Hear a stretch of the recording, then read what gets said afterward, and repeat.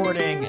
Welcome to Grounded and Soaring, our podcast that explores how we might raise healthy kids in a too often unhealthy world. I'm Sam Shapiro, head of school at Marin Montessori School, and I am so thrilled to be recording this podcast today with Dr. Anna Lembke. I became a big fan of Dr. Lembke's work about a year and a half ago when I heard her interviewed on Fresh Air with Terry Gross about her book, Dopamine Nation. And have listened to a number of podcasts featuring her since then and read her work. And her focus on addiction, but also specifically connected to our current lives that are so overwhelmed by the opportunity to gather immediate gratification and get dopamine release in our brains, specifically through technology and social media, is so relevant to our parenting. So I'm eager to kick off this conversation with Dr. Lembke. Before I do, let me introduce her to you, though. Dr. Lembke is a professor of psychiatry at Stanford University School of Medicine, and she's also the chief of the Stanford Addiction Medicine Dual Diagnosis Clinic. Dual diagnosis parenthetically refers to both having a mental health diagnosis, such as depression, and an addiction. Dr. Lembke is a clinical scholar, and she is the author of more than 100 peer-reviewed publications. She has testified before the United States House of Representatives and Senate.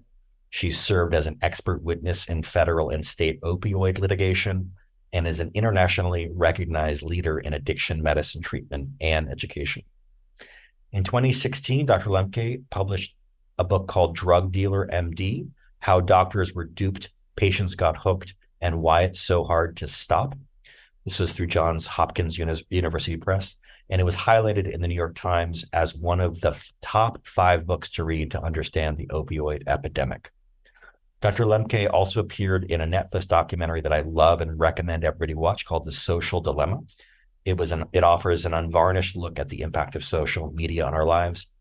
And her latest book, which we're going to discuss, Dopamine Nation, Finding Balance in the Age of Indulgence, was published in 2021 by Dutton Penguin Random House and was an instant New York Times and Los Angeles Times bestseller and has been translated into 30 languages. In this book, Dr. Lembke combines the neuroscience of addiction with the wisdom of recovery to explore the problem of compulsive overconsumption in a dopamine overloaded world. So here we go. Anna, it is so great to see you, and it's such an honor to meet you. I'm really grateful. I know how busy and in demand you are, that you are taking some time to support our efforts to give parents some suggestions and help in parenting during these days, which is such a challenging time. Thank you for inviting me. I'm also so appreciative of your important work and the booklet that you published, giving advice to parents about these critical issues. So thank you. Thank you. So, Dr. Lembke, or Anna, her work is widely available, both in her books, and has been on a number of podcasts that we'll list in the show notes. So I listened to one yesterday. Is it the Huberman? I can't quite remember. Yep, the Huberman Lab podcast. Which was really a deep dive. It was over an hour into the science of addiction. And so I'd highly encourage you, if you'd like to learn more about that, especially connected to dopamine and the pleasure-pain response. I found it very helpful. But for our purposes today, Anna and I agreed to really focus on the question of parenting. And so the question that we've come up with is really to ask Anna about what she knows about how children and families are living right now in relationship to our digital devices, the impact of this on our children's health and well-being, and the key steps or questions that Anna really hopes parents will consider that will have the biggest impact in improving their and their children's well-being. So just to name that's what we're going to focus our conversation on. And I thought it could be helpful to start with, you give a really elegant, understandable definition of dopamine. And since that's so important, could you just share that with us? Sure. So dopamine is a chemical that we make in our brains. It has many different functions, but one of its critical functions is it's involved in the experience of pleasure, reward, and motivation. It may be even more important for motivation than it is for the experience of pleasure itself.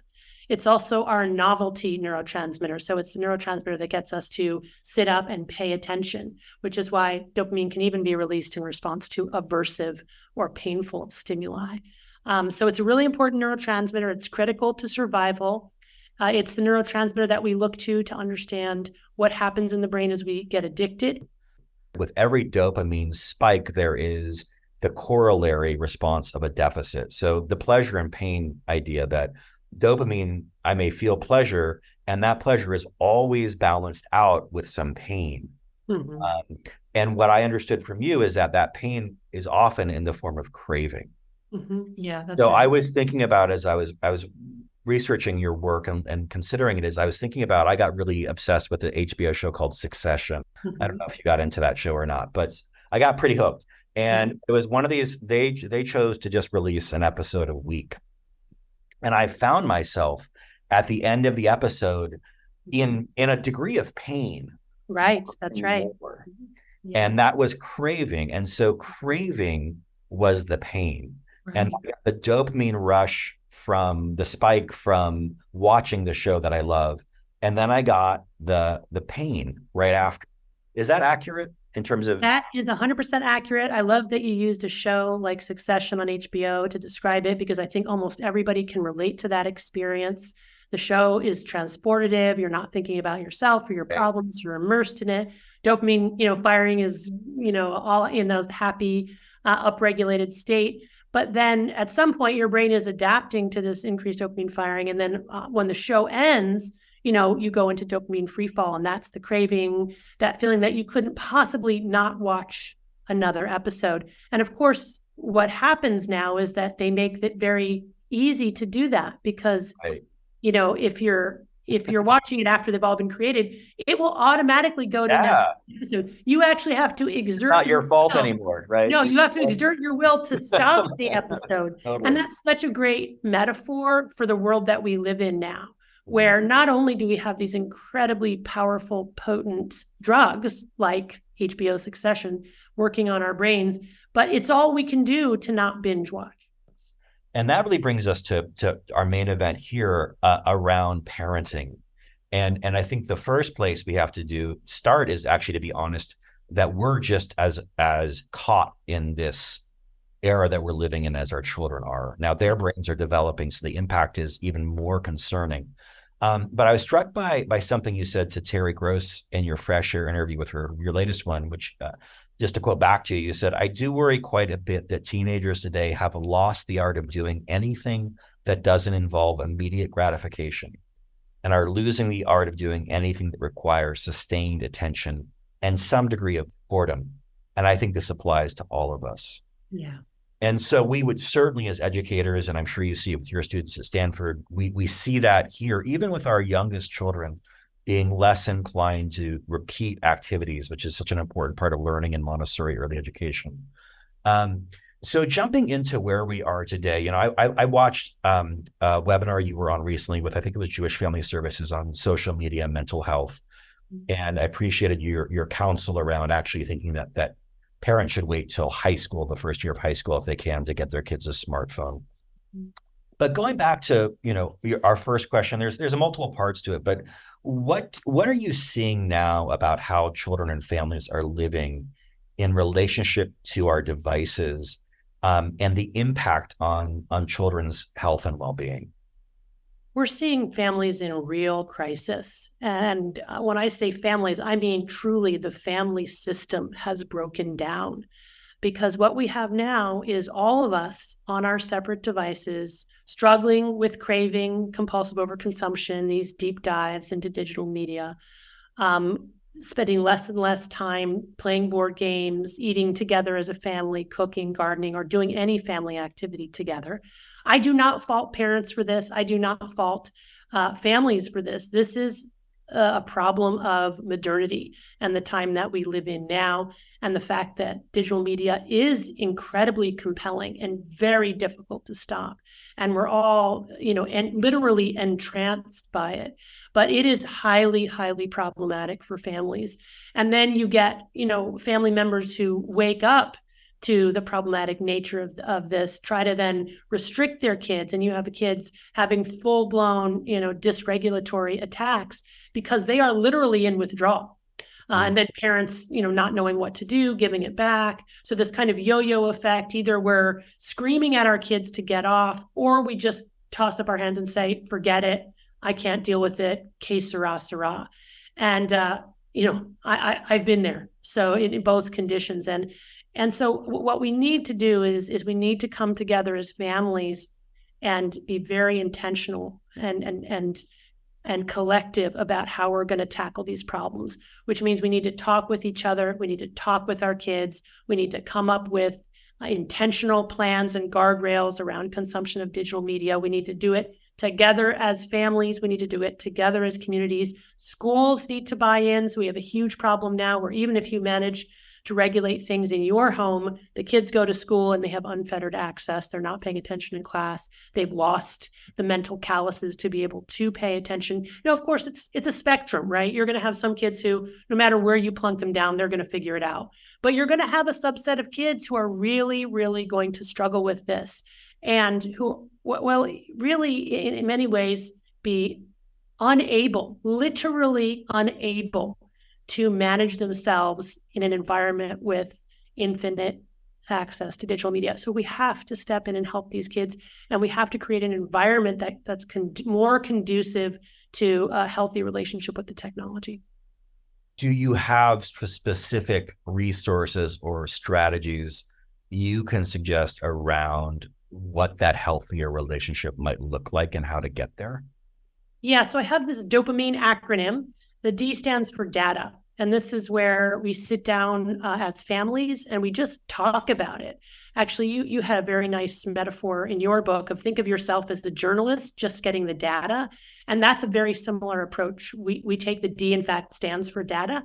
And what we're doing there is just saying in a non-judgmental way, let's get together as individuals and as families, just write down how much YouTube am I actually watching every day? How much time am I actually spending texting? How much time am I actually spending watching HBO Succession and then trolling the internet to find out more about the actors who are in HBO Succession, right? So let's write it down. And when we do that, it really jumps out to us and becomes real in a way that it's not if it's just sort of pinging around in the dark recesses of our minds. And once we've looked at true quantity and frequency and what we're doing, the O stands for objectives. Why do we do that? What is it doing for us? Usually it's an escape. What are we escaping from? What are the things that are so distressing in our lives? Or is it really just that we're caught up in the cycle? And so what we're trying to escape is craving, right? Because that's part of it too. The P stands for problems. Then write down, what are the problems associated with this? Less family time. My kid's more dysregulated. My kid's more antisocial. So we see a lot of kids who are not helping with families, not gracious, not kind. And I think a lot of that is the amount of time they're spending consuming digital media, because when we take the digital media away for long enough, they get they're no longer body snatched. They're recognizable as themselves again. So the problems. And then the D stands for dopamine fast. And this is where I recommend a period of time away from the digital drug, whatever it may be. Now, for some severely afflicted people, we actually say no screens for a period of time. For others, it's really a matter of saying, okay, no video games or no social media or no Twitter or what have you.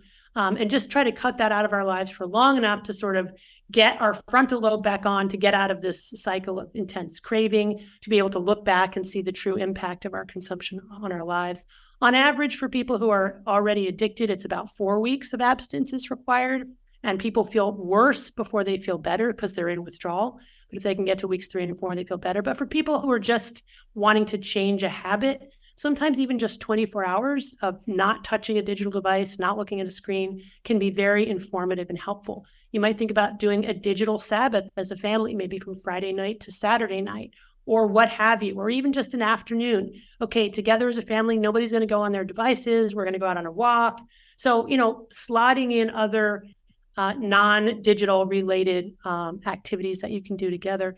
Because what's happened is we've really decaffected from our lived experience in the world and invested all of our energy and creativity into this virtual world, so that when we disengage from the virtual world and try to go back to the real world, we find the real world is quite an impoverished place. Why? Because we have not been investing in it. It's where we invest our creative energies that we create a kind of a richness of experience. So we need to divert some of that energy that we're putting into this virtual world and reinvest it in our family life, our relationships, our non-digital.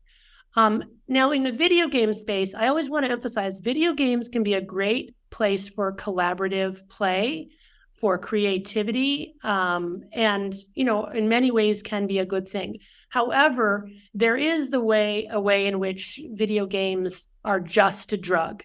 And the addition of gamblification of video games, where now people are paying real or virtual money for treasure chests, trying to maintain, their rankings.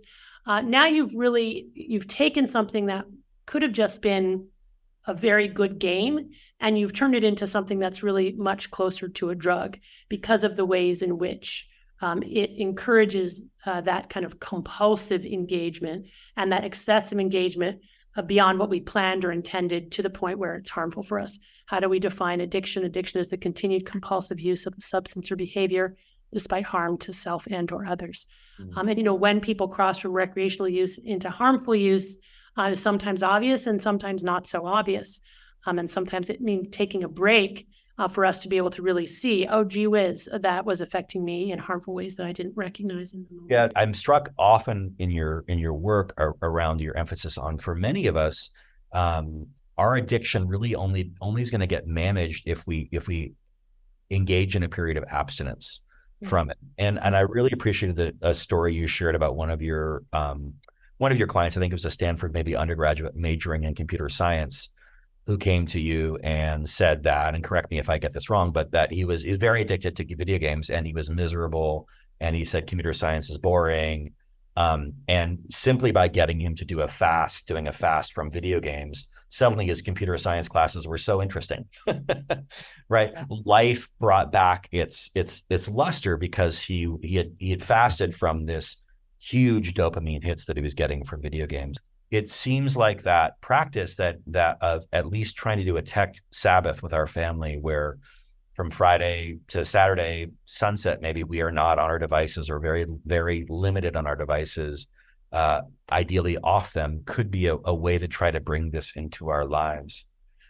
Yeah. So this is what I'm talking about like the impoverishment of our other experiences and the relative nature of pleasure and pain, which is at the heart of how this all works. The same parts of the brain that process pleasure also process pain, and they work like these opposite sides of a balance. So, that we see that all the time. Young people who they just tell you, nothing gives me joy, nothing gives me pleasure.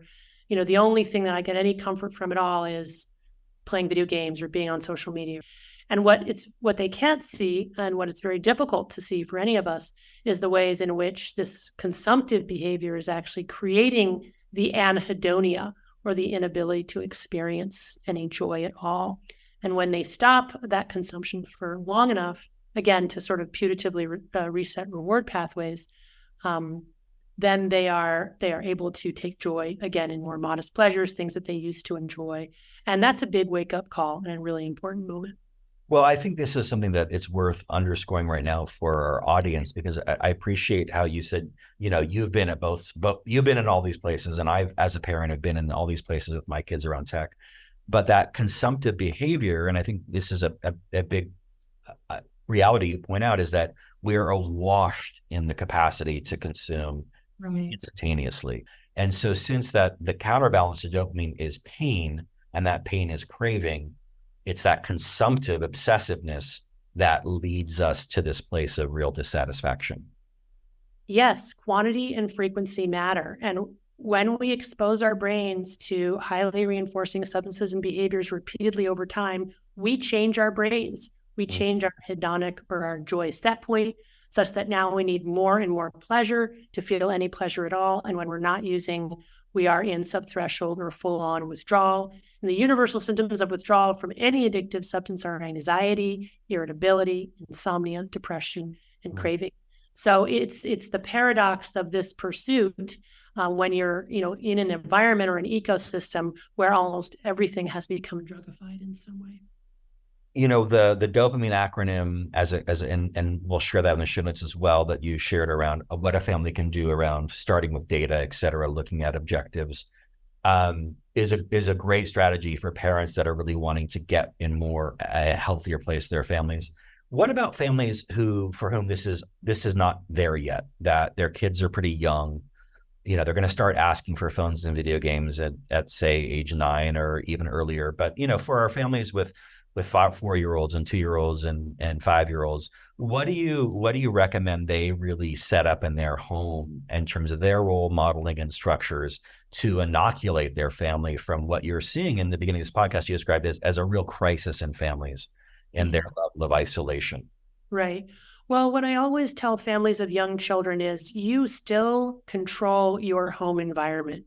There will come a day when you are no longer the boss. And that day is inevitable. And for most parents, it's around age 13, 14. And so until that day comes, you are in control of this ecosystem, at least within your household. And so make it a healthy place. Make it a place where devices are few and far between, where there are socially sanctioned times for using them and other times when they should not be used. Quantity, frequency matter. You want to avoid daily use. You want to model the behaviors you want your kids to see. And your kid should probably not have their own device until about age 13 or 14. So if you feel strongly your kid should be reachable or textable, give them a flip phone, buy them a light phone.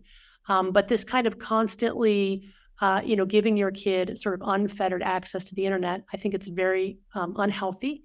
And it doesn't mean no access, but you want to be a helicopter parent here, and you want to know when your kid is online, what they're doing, and you want to make sure that that time is truncated.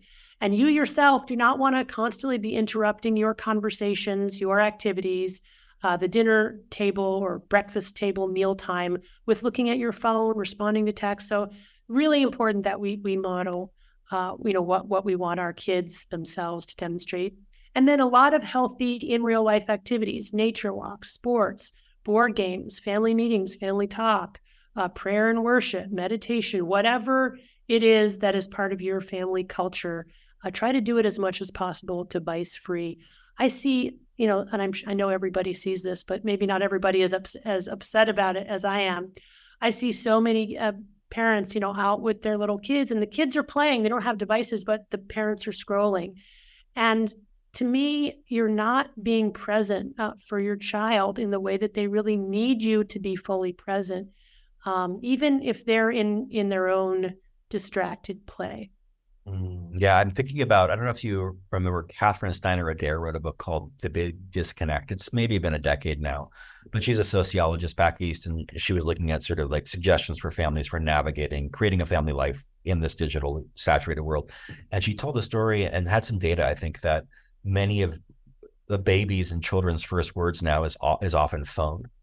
And her thesis, Even mom, not mom, not dad, mom, phone. yeah, her thesis being that children evolutionarily are looking at their parents for survival, and anything that competes potentially with their parents' attention on them becomes an object of fascination. Yeah. And it's, I get it too as a parent. I'm exhausted. I'm at the park. I just want to check but I do hope that people take note of that counsel, because what we are role modeling to our children in terms of where we pay attention and whether we're present with them or not, they really feel that. Oh, absolutely. Children really much further than the words.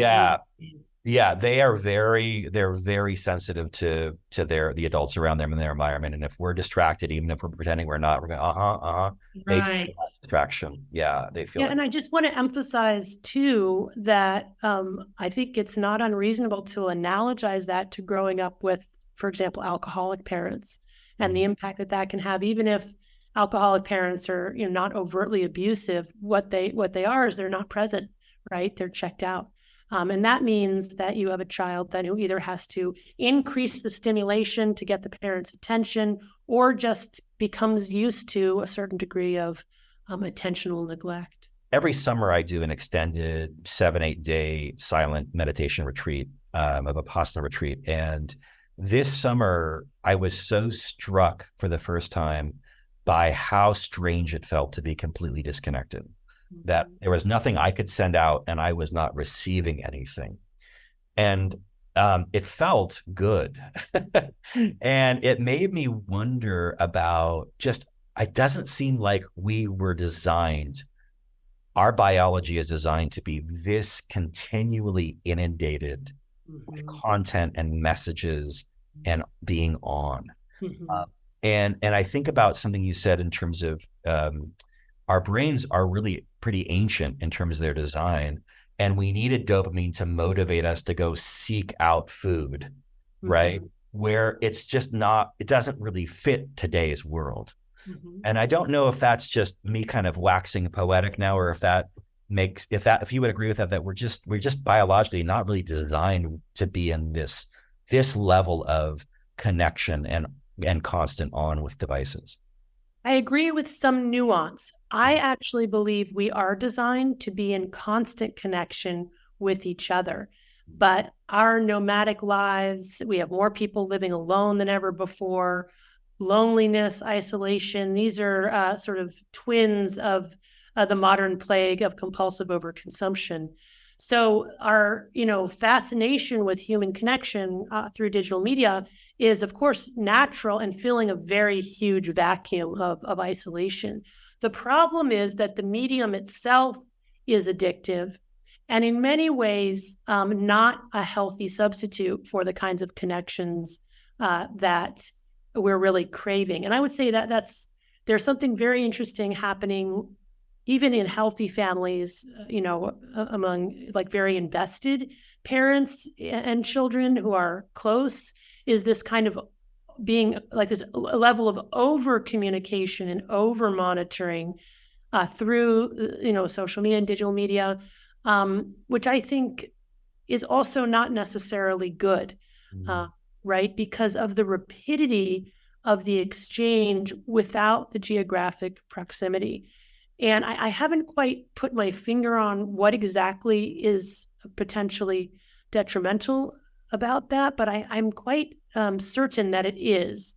And I'll just, by way of my own recent experience, we have an 18-year-old daughter who decided to go to West Point, and she has been for the last 6 weeks in boot camp at West Point, so essentially unreachable. And you know what? It's great for her. It's great for her. It's great for us. It's exactly the kind of separation that kids need in order to come to trust their own ability to survive and to make decisions.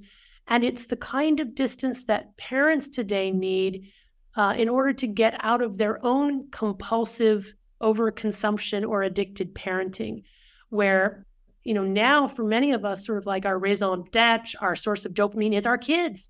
If my kid is okay, then I'm okay. And let me tell you, I'm the first one to line up at the codependency 12 steps around this.